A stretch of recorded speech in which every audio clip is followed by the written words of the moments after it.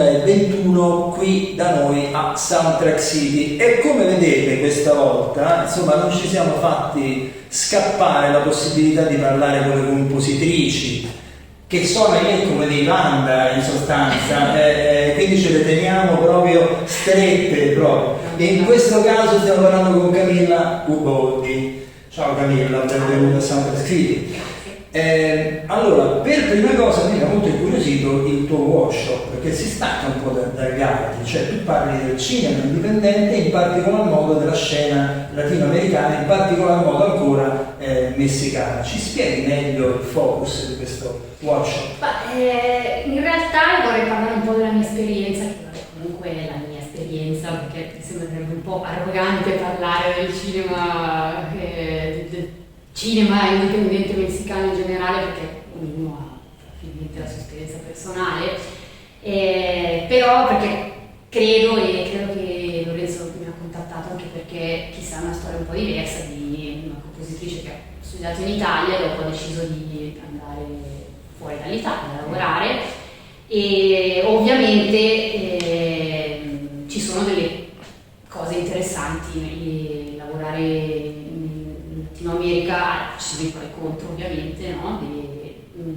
Un cinema che è giovane e in cui ci sono ancora un sacco di possibilità, c'è un sacco di libertà, però d'altra parte magari ci sono un po' di cose ancora un po' disorganizzate, no? Per cui vorrei dare un po' una panoramica di come sono arrivata lì e quello che ho fatto, perché magari possa servire anche ai giovani compositori, no? Ecco, in questo senso non è che sia anomalo che gli italiani vanno a lavorare fuori, ahimè, questa nuova ondata dei più giovani, ma ci deve essere una ragione per se hai scelto il Latino America e non l'Africa o non l'Australia. Mi dicevi che tu sei di discendenze... Sì, mia mamma è messicana, è nata a Guadalajara, e quindi è stata un po' una scelta che io da quando da piccola ho sempre avuto una sorta di fascinazione, si dice in italiano, vero? Per il Messico, per cui quando ho finito il conservatorio sono andata a studiare all'estero e dopo è arrivato un momento in cui ho dovuto decidere se tornare in Italia o andare nella mia seconda patria, e io ho deciso di andare nella mia seconda patria. Ma ci sei da quanto? Quasi 8 anni, sì. Sono andata via dall'Italia, sono 10 anni, però sono 8 anni che vivo in Messico. Senti, prima differenza al volo. Realtà lavorativa italiana e messicana, quali le differenze principali?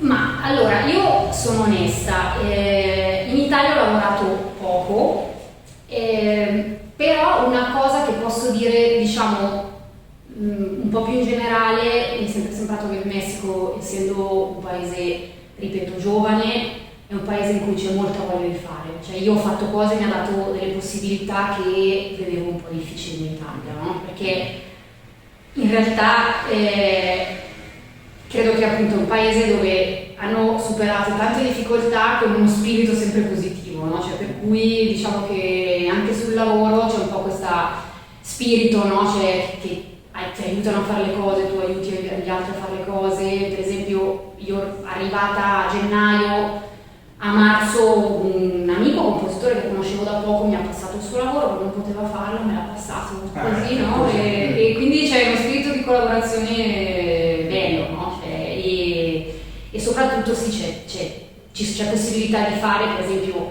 io ho appena aperto una casa di produzione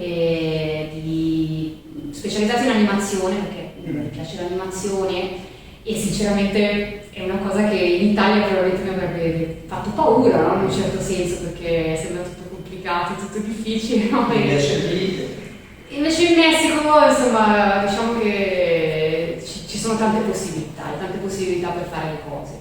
Poi non vorrei dire una fesseria, c'è in questo momento Massimo Gritera che sta di là della camera, ma se non sbaglio CD8 ha lavorato in Messico.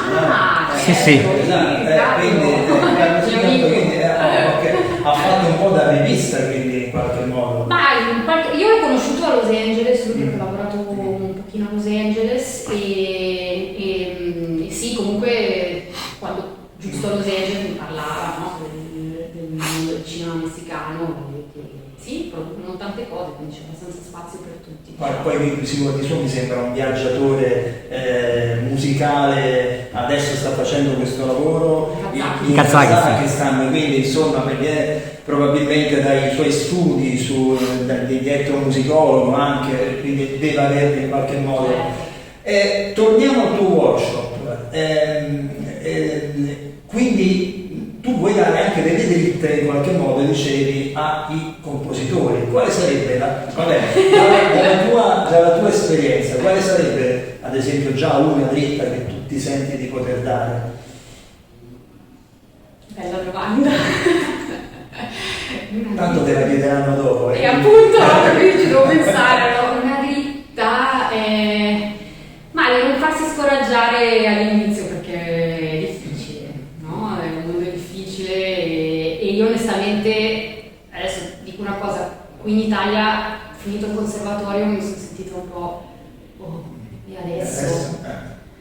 E onestamente sì, ho detto va bene, decido cosa fare, lo faccio, sapevo che avevo delle mancanze soprattutto tecnologiche, perché per fare questo lavoro è necessario e per cui sono andata a studiare all'estero, perché ai tempi uno dei problemi era anche che non c'erano scuole per imparare il mestiere, diciamo, no? Cioè, perché va bene composizione, io ho studiato composizione al conservatorio, che va benissimo, però io ho fatto la clausura 36 ore a scrivere a penna perché il computer non era neanche permesso al computer, no?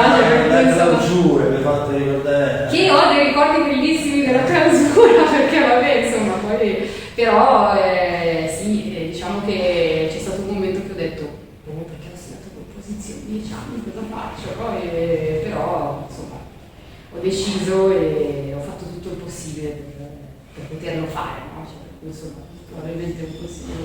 Per chi non lo sapesse, l'esame di composizione al conservatorio prevede quella che viene chiamata in gergo la clausura. Spiega bene di che cosa si tratta. Praticamente sono 36 ore chiuso in una stanza del conservatorio, no? Con una brandina in cui hanno dormito tutti i compositori sudando, no? Per 36 ore nervosi, vabbè no, non sudavano 36 ore sulla brandina, però e quindi insomma sono 36 ore che devi stare lì e comporre per 2 volte, tra l'altro, no? Sono 2 clausure, quindi riposi 2 giorni e poi un'altra clausura di 36 ore. Quindi quando pensate al musicista lì che bel lavoro, la poesia e via dicendo, sappiate che nella formazione c'è anche la clausura, che neanche, cioè forse neanche più le monache, come si suol dire, fanno. Credo che l'abbiano tolta. Sì, non esiste più. Mi sembra. Peccato, era un'esperienza. Puoi dire di aver fatto la clausura. Senti, ma invece, venendo ad argomenti invece ahimè un po' più tristanzuoli, ma belli da un certo punto di vista professionale, io so che tu hai fatto una produzione con Guillermo del Toro dove non è che il tema invece è molto easy. No, è un documentario sui 43 ragazzi scomparsi in Messico e si chiama Ayotzinapa, il passo della tortura. E è stato un progetto ovviamente intenso perché l'idea del direttore, del regista era di dar voce alle famiglie più che raccontare la storia. E io in realtà ho lavorato più con Berta Navarro, che è la produttrice storica di Guillermo del Toro, che è stata una grande produttrice messicana, che è stata quella che ha creduto in Guillermo del Toro all'inizio, ha prodotto il suo primo film. E poi vabbè, Guillermo del Toro chiaramente ha messo più il nome, no? per dare risonanza al progetto, perché comunque è una cosa che tuttora non ha colpevoli ed è una storia, una pagina molto triste, no? Della storia messicana degli ultimi anni. Però comunque ovviamente è stata una bella esperienza, ho conosciuto Guillermo, che è una persona fantastica.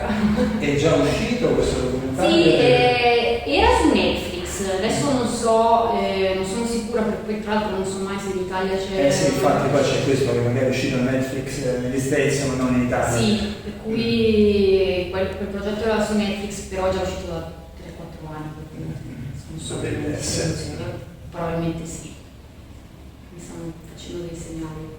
Allora, noi siamo ben felici di aver ospitato Camilla Uboldi, che sta per andare realizzare, a svolgere anzi questo workshop qui al Mercurio per 100 2021.